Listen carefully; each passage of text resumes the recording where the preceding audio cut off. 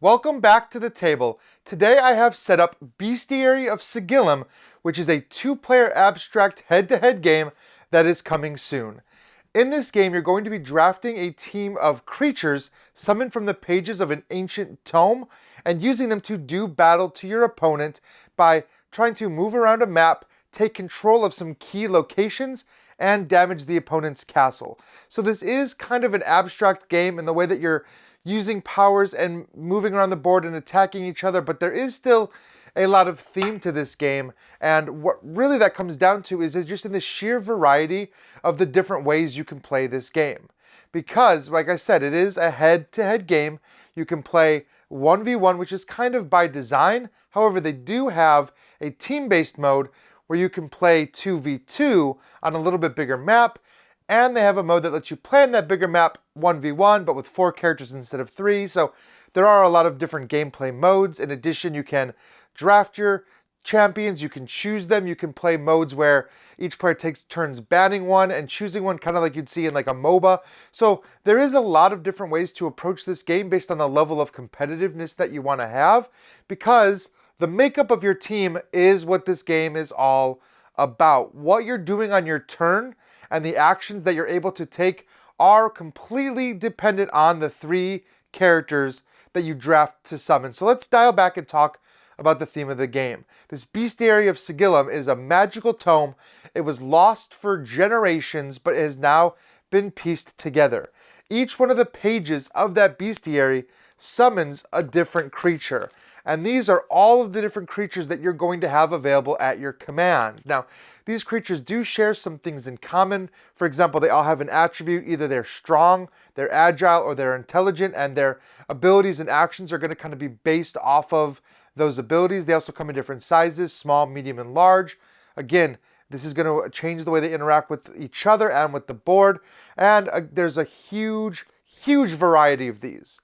This is the game right here. There are so many different possible combinations of characters that you can choose to play, and the game that you play, the strategies that you use, and how effective you are is going to matter a lot based on the characters that you choose. And that's why they have a suggested starting setup, and then they have a few as you start to get a little bit better with the game. They kind of suggest bringing in some of the more complex characters, and then eventually when you're really good, that's when you start doing the pick and ban and like really understanding how some of these character synergies work really well together, because you don't want one player that's just going to pick the same team of 3 that they know works really well together. So as you play this game, especially as you play it with the same opponent over and over again, the game is going to evolve. You're going to get better with some of these different summons. You're going to want to use the more complicated summons. And like I said, they're divided into that strength, agility, and intelligence. For the game that I have set up in front of me, I chose one of each, but you're not required to. In fact, it may not be in your best interest to do so. Some of the starting setups suggest just using 3 strong characters because they have a lot of survivability, whereas your agile characters might go down really quick if you're not careful, but they can do a lot of damage. And same thing with your intelligent characters. They offer a lot of support opportunities, but they require a lot of turn-to-turn tactics to use. So that's what I've done here. I've chosen 3 for each side to kind of set up on the board.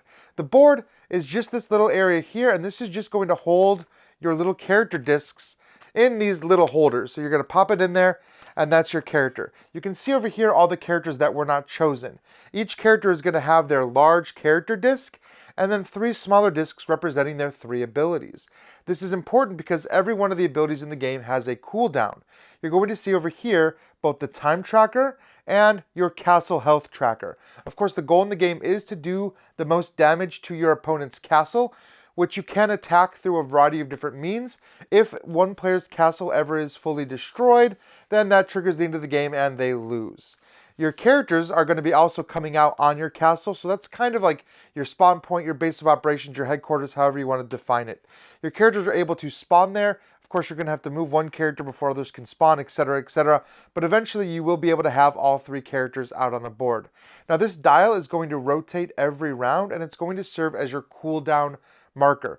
As you're taking one of your character's 3 abilities, they have different varieties of cooldowns. Everyone's main ability can be used once per turn, but their other abilities are going to go on this cooldown track based on how long you can use them again. For example, Architectus, he has a cooldown fortification of 3. So if we're here on the time track, I'd simply move to where the 3 is, I would place his token, and as we take turns, eventually it's going to come back and I will be able to claim that and I will be able to take that action again. So as you take an action, you know exactly how many turns it's going to be before you can take that action again. On your turn, you can take all of your character's actions. So you can use all of them, but what you're doing is you're basically just flooding the board with these tokens, and you're not able to use them again. So as you start putting these out here, you might end up in a situation where you have cooldowns that are 3, 4, 5, or even 6 spaces, and then you're going to go, potentially 4 turns without really being able to do much on your turn. So the strategy in which you're using these abilities is also very important. These abilities are going to do a ton of different things. Everyone has 1 core ability and 2 support abilities. The core ability can be used either to move the character, which is going to allow you to literally just move them spaces on the map, or it can be used to trigger an attack. Every attack is going to have a range, it's going to have a variety of effects that happen, and it's going to have a number of damage that it does. When you're dealing damage to another character, you're wounding them and you're taking wound tokens and placing them on those character sheets. Each character has a number of tokens that they can have. Once they've suffered enough damage, they're going to die or be unsummoned. However, that's not the end of the world. When something is unsummoned, it simply goes back to your board, and then when you have a space on your castle, it will be summoned again. However, knocking out your opponent's characters is one way to deal damage to them. Every time you knock out one of their characters, they take 1 damage on their health track. So if you can knock out all of their characters over and over again, start whittling down their health, you have a good chance of beating them. But that is not the primary way that you're going to be doing damage to your opponent's castle.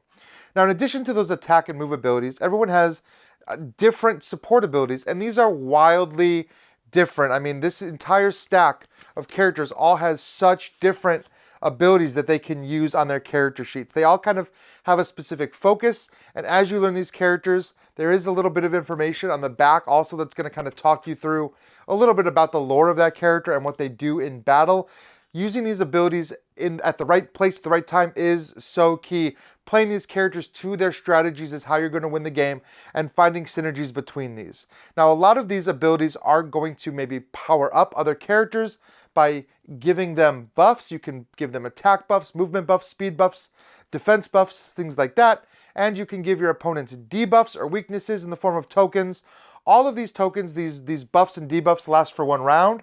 So every time you move this dial at the start player's turn, you're going to return all of your tokens on your turn. So any positive or negative tokens are going to last for your entire turn and the opponent's entire turn before they come back. So again, the timing of that, the key element of this game.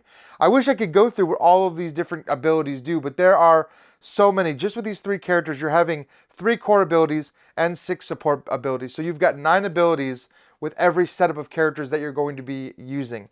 And like I said, those core abilities are going to refresh every single turn, so you're always going to be able to attack or move always, and you're just going to shift the token to one side or the other to cover up whether or not you attacked that turn or moved that turn, and then you're going to get that back. Like I said, the rest of the ability tokens aren't going to come back until you've waited enough rounds that you can eventually cast that ability again. So the actual objective of this game, yes, is to move around and do damage to your opponent's summons by knocking them out, but it's also to control these 2 cannons that you see on the board. These cannons are going to allow you to do damage to the enemy castle. Controlling a cannon means having the most strength around it. Every character provides 1 strength. However, you can gain bonuses to increase your strength over the course of the game. So you'll have a higher control level, meaning you can contribute more to controlling those castles. Now, there are 2, so you have to decide how to split up. Of course, that's the whole game right there. How are you going to split up? Where are you going to send your troops? Because if you're focusing all 3 onto 1 cannon, then your opponent is just taking the other. At the end of your turn, any cannons that you control are going to fire. So in this situation here, if I'm the white player, I'm going to fire this cannon at the end of my turn and deal 1 damage.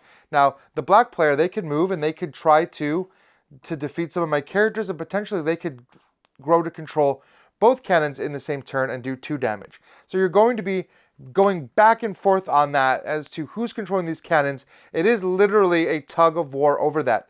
Each player trying to knock down the opponent's castle as you move through rounds. So this is one of those games that's very easy to play, in that all you're doing is looking at your 9 abilities and you're just using them. You're using as many as you want, As long as the token is available, you can use that ability, you can spend the token, you can do the effect. And you can move every single character by using a movement, but again, you're deciding a move or an attack. But the game is so deep. The depth becoming not only just that tug-of-war strategy of like when to knock out, when to go for a castle, when to support, when to buff, when to boost, when to debuff, all of those decisions, but also just in the strategy of drafting your 3 starting characters. Hopefully by now, as I've talked about this game, you could understand why looking at powers that are going to synergize is so powerful. Some of these characters can stun opponents, can lock them down so they can't move, can lower their control so it doesn't matter if they're standing next to a catapult, they're not controlling it anymore. So you want to really get familiar with these characters, or you want to use some of the starting suggested setups in the book for some of your early games. But this is one of those games that if you really enjoy that back and forth, that 2-player head-to-head style game, this one has so much replayability. In fact, maybe some of the most replayability that I've seen in a board game of this style. And these characters are all so cool looking. I mean, you can see some of them on the screen right now. I just love the artwork for this game. I love the tokens, the components. It all just comes together in a really thematic way for a game that actually plays out pretty abstractly. So that is Bestiary of Sigillum. You can find this game on crowdfunding soon, so take a look at that crowdfunding page to see what the final components are going to look like. I know there's a lot that's still in progress, including the storage tray, which I've got a little bit of that over here, and what all the tokens and everything is going to look like. So make sure to stay tuned to that page to see the final components as they upgrade them, of course, as well as anything they might have in store, any surprises or stretch goals or expansions. With this many summons, I'm really not sure that they need more, but I will take more. I'll take as many as they would give for this game. So take a look at that, and please leave some comments, questions down below. Join us on our Discord where we're talking about this game and many more. We would love to have you there. And until I see you again, keep having fun at the table. Congratulations, you got to the end of one of our videos. Now, if you want more practice, just click on the video over here. It's another video. You might not have seen it yet, so click on it. If you don't want to do that, at least click on the subscription button below. That always helps us. And if you want notifications, please ring that bell.